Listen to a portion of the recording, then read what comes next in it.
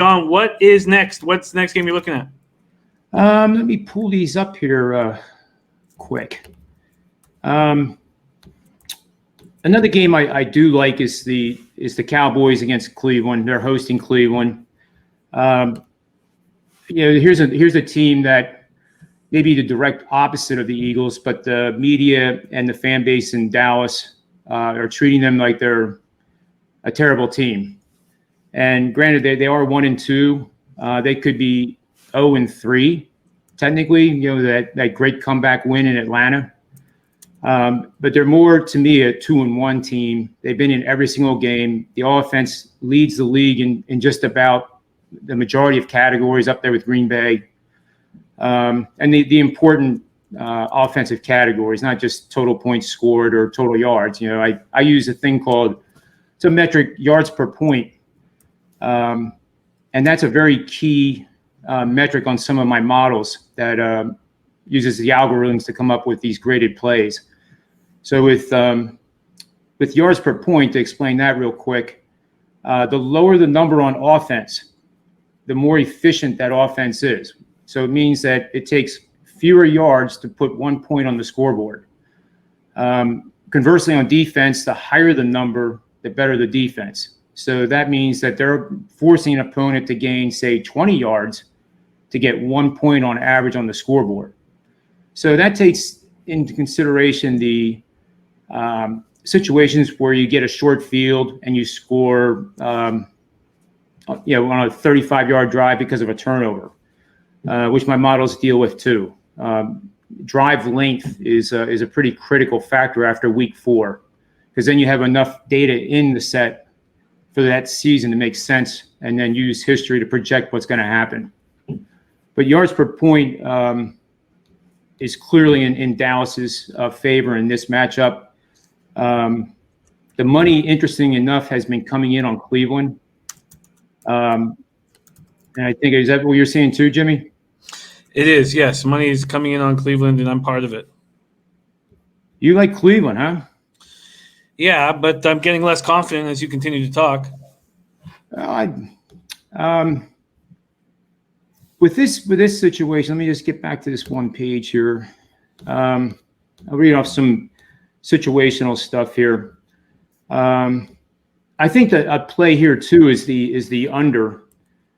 Dallas has been in a lot of high-scoring games to start the season, and it's not.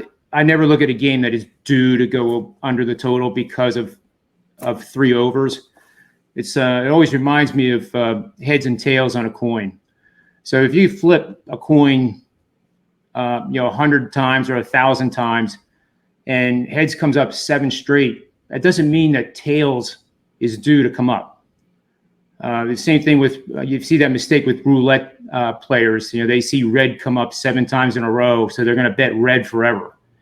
And it's always it's called mutually exclusive, statistically speaking.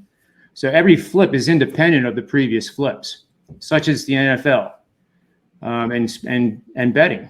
It doesn't truly matter what happened in the previous games, but we're using multiple games, weighted towards the current season to come up with these projections.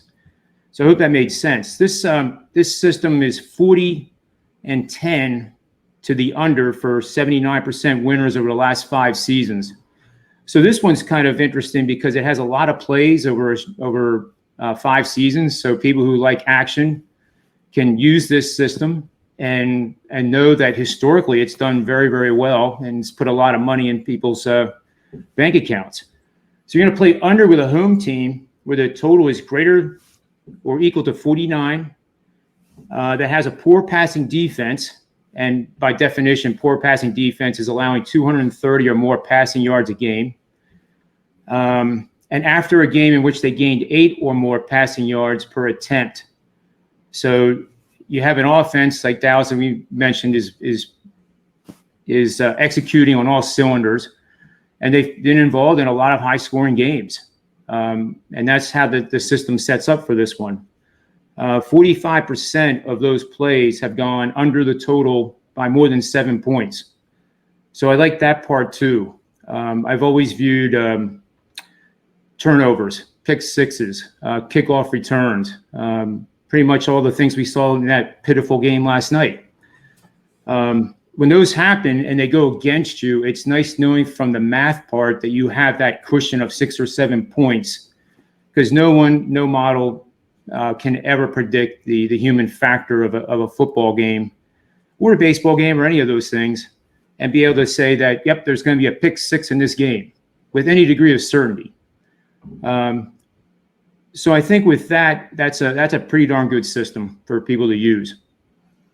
Do you fear that without home fans, that some of the system spots could get skewed because the visiting team will be able to hear every play they're calling?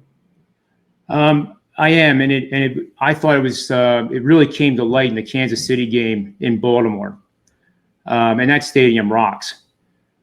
So without fans, Mahomes, you could hear him on the TV saying, making checks or whether they were just false signals. Just he was just making changes. You could hear just about everything he was saying, and I thought that really helped the Chiefs a lot. So I think, here's another example to go back to the Eagles. No players no fans in the stands, right? Yet, the Eagles offense couldn't execute too many plays well. So it wasn't a question of being in a hostile environment last week. They just didn't execute. Now they're going on the road to the West Coast, and despite no fans, they've obviously been able to hear the plays and the changes and checkoffs that Wentz is doing, but it's been to no avail. Nothing positive out of it.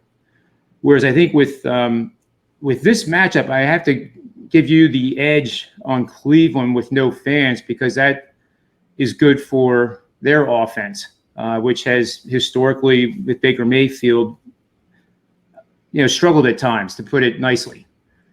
But I do think this Dallas team is monumentally better than 1-2. I did listen to a conversation that will remain nameless, where the particular host was saying that Dallas and the NFC East are horrible. So, yeah, that's true. It's they like to say the NFC least, but clearly when you look at the team, especially on paper, Dallas is monumentally better than the other three teams in that division right now. And they're 1-2. They're gonna be focused not to blow this game at home, and that's the part I like. It's still their home field. You can still see the enthusiasm after a touchdown, completed third down pass for 3rd and 15 to move the chains. A lot of times they're playing as if the fans are there, with the intensity that they are showing.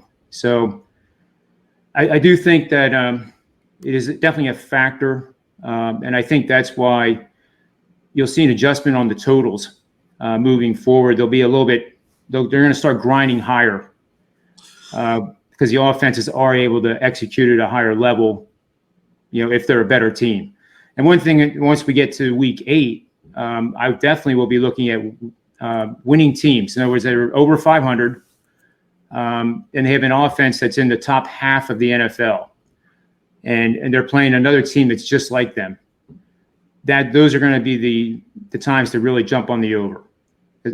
I don't think this is one of those types of situations where the lines makers are going to be able to adjust to the human behavior part of betting. And after all, and this just as well as I do or anybody else, Vegas is not making a prediction on the game or the outcome. They're making a prediction on human behavior. And what that means is just like a stock on the New York Stock Exchange, Apple Computer, the market makers really don't have an edge one way or the other. They just want to have equal buyers and sellers. And nothing is more true than in Vegas with blind makers. They're happy no matter what, because they get 10% whether one team wins or the other.